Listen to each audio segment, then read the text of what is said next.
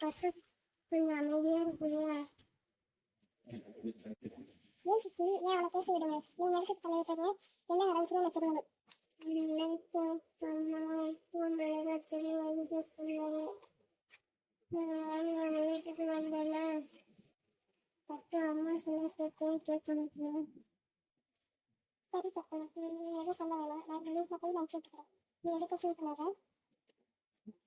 என்ன அக்கா, எழுந்தது நடந்து போச்சு. தெரியுமா, அப்படித்தான்.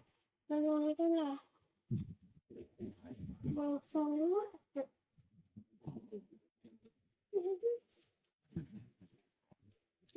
நிமிஷம் வேலை முடிச்சிச்சா? வேலை முடியாம வீட்டுக்கு கிளம்புறனாக்கும். நீங்க கிளம்பிட்டீங்களா? நேற்று நேற்று பட்டு அந்த வீட்டுக்கு வெள்ளை வாசலுக்கு விடமே உங்க வீட்டுக்கு வந்தாலாட்டி என் வீட்டுக்கு எப்படி வருவா? உனக்கு வரும்போதே நான் அடிச்சு காட்டிட்டீங்களே.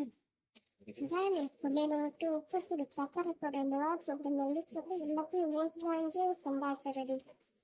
பிள்ளைங்க கொஞ்சம் வந்தாதான் என் பொண்ணு அவன் இல்லாம இருந்தா. அவள் தீனி தின்னுட்டு இருந்தா. அது பொண்ணு கேட்டாலும் தரமாட்டேன்ட்டா.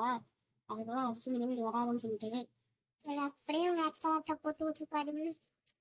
ஆமா ஆமா, அவன் கேட்டேன் ஏன் சாப்பிச்சிங்கன்னு. என் வீட்டு வந்து என் பிள்ளைகிட்ட அவங்க தான் அடிக்கிறாண்டி செய்யவே என்ன அனுப்பாதுன்னு சொன்னேன். சரி சரி சரி அக்கா. வந்துட்டாரேக்கா. என்னக்கா தம்பி வரல வேலைக்கு?